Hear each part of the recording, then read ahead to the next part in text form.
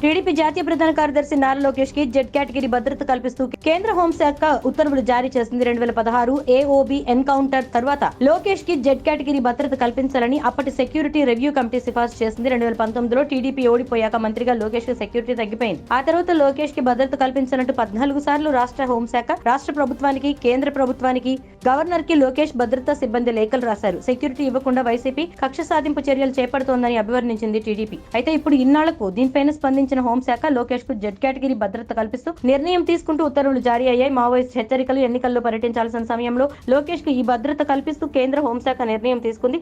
22 మంది సిబ్బంది 3 షిఫ్టుల్లో నిరంతరం భద్రత కల్పిస్తారు.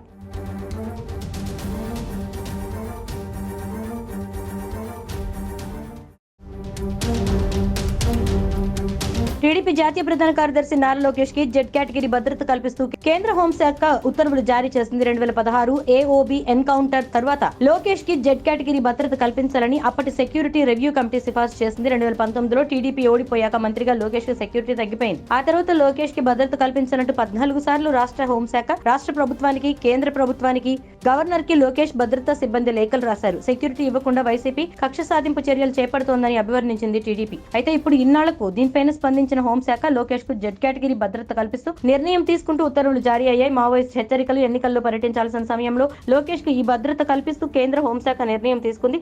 22 మంది సిబ్బంది 3 షిఫ్టుల్లో నిరంతరం భద్రత కల్పిస్తారు.